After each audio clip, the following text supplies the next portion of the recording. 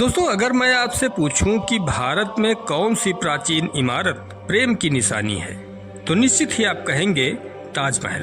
परंतु यह सत्य नहीं है। दरअसल मुगल आक्रांताओं और अंग्रेजों ने हमारे इतिहास को जितना नष्ट किया है, उससे कहीं ज्यादा वामपंथी इतिहासकारों ने भारतीय इतिहास को नष्ट किया है। न केवल नष्ट किया है, बल्कि उसे मनगढ़ंत लिखकर विकृत कर दिया है।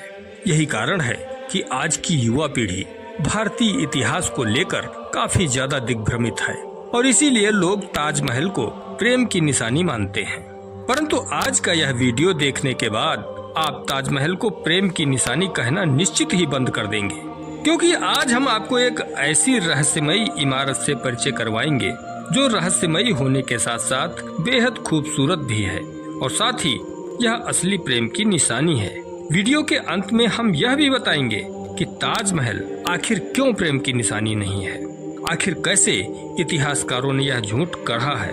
तो दोस्तों, बने रहिए हमारे साथ वीडियो के अंत तक। आपसे निवेदन है कि चैनल को सब्सक्राइब कर लें और बेल आइकन भी प्रेस कर दें। नमस्कार, आप देख रहे हैं हिंदुत्व का शंखनाद और मैं हूं आपका दोस्त विष्णु शरण। भारत देश में हजारों ऐसे मंदिर और इमारतें हैं जिनके आगे मुगल इमारतें कुछ भी नहीं है। इसके बावजूद आजादी से लेकर वर्ष 2014 तक भारत देश की पहचान कुतुब मीनार, ताजमहल आदि मुगल इमारतों से हुआ करती थी। खैर, यह एक अलग विषय है जिस पर हम फिर कभी चर्चा करेंगे। आज के वीडियो में हम आपको लिए चलते हैं गुजरात के पाटन में, जहां स्थित है बेहद खूबसूरत संरचना रानी की वाव। यहाँ बताते चलें कि गुजराती भाषा में बावड़ी को वाव कहा जाता है। दोस्तों, पुराने जमाने में राजा महाराजा लोग कुएं और बावड़ी का निर्माण करवाते थे ताकि जनता को पानी के लिए परेशानी न हो। इस बावड़ी को कुछ इस तरह से बनाया गया है कि यह एक उल्टे मंदिर की तरह दिखाई देती है। यह बावड़ी 7 मंजिला इमारत है जिसमें 7 स्तर की सीढ़ियां हैं। बावड़ी की गहराई कुल 30 मीटर है और यहाँ ऐसी शानदार नक्काशी की गई है कि इसे देखकर हर कोई दंग रह जाता है। और दंग इसलिए रह जाता है क्योंकि उस समय आजकल जैसी टेक्नोलॉजी भी नहीं थी। फिर इतनी बारीक नक्काशी आखिर कैसे की गई होगी? बारीक नक्काशी के अलावा पूरी बावड़ी में 800 से अधिक प्राचीन मूर्तियां उकेरी गई हैं। बावड़ी की सुंदरता देखकर हर कोई यहां खींचा चला आता है। दोस्तों, रानी की वाव गुजरात के प्रमुख पर्यटन स्थलों में से एक है तथा यूनेस्को ने इसे राष्ट्रीय धरोहरों की सूची में शामिल किया है। इस बावड़ी का निर्माण रानी उदयमती ने अपने स्वर्गवासी पति राजा भीमदेव की याद में वर्ष 1063 में करवाया था। रानी की वाव जितनी ज्यादा सुंदर है उतनी ही यह रहस्यमयी भी है।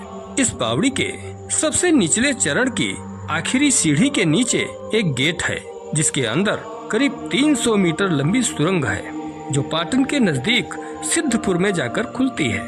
ऐतिहासिक दस्तावेजों के अनुसार रानी की वाव मुगल शासन के दौरान मिट्टी और रेत के नीचे दब गई थी।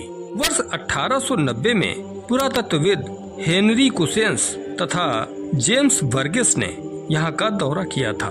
उस समय कुछ स्तंभ ही दिखाई दे रहे थे। इसके बाद वर्ष 1940 में इस बावड़ी को फिर से खोजा गया और भारतीय पुरातत्व सर्वेक्षण ने 40 वर्षों की कठिन मेहनत के बाद 1980 के दशक में इसे बहाल किया और यह बावड़ी दुनिया की नजरों के सामने आ सकी।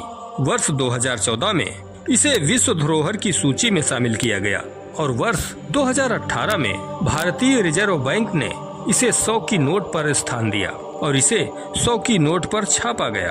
भारत देश में ऐसी कई इमारतें हैं जिन्हें राजाओं ने अपनी रानी की याद में बनवाया, परंतु रानी की वाव एकमात्र ऐसी इमारत है जिसे एक रानी ने अपने पति की याद में बनवाया है। इसलिए रानी की वाव ही असली प्रेम की निशानी है। अब आते हैं कि आखिर ताजमहल प्रेम की निशानी क्यों नहीं है। तो दोस्तों, आपको बता दें कि ताजमहल के प्रेम की निशानी न होने के कई कारण हैं। सबसे पहला कारण तो यही है कि ताजमहल के इतिहास को लेकर इतिहासकारों में भारी मतभेद है।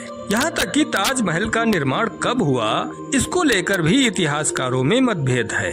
और दूसरा कारण यह कि मुमताज शाहजहां की 14वीं बीवी थी जो एक बच्चे को जन्म देते समय मरी थी। इसके अलावा शाहजहां के हरम में भी सैकड़ों स्त्रियां थीं। ऐसे में कैसे मान लिया जाए कि ताजमहल प्रेम की निशानी है।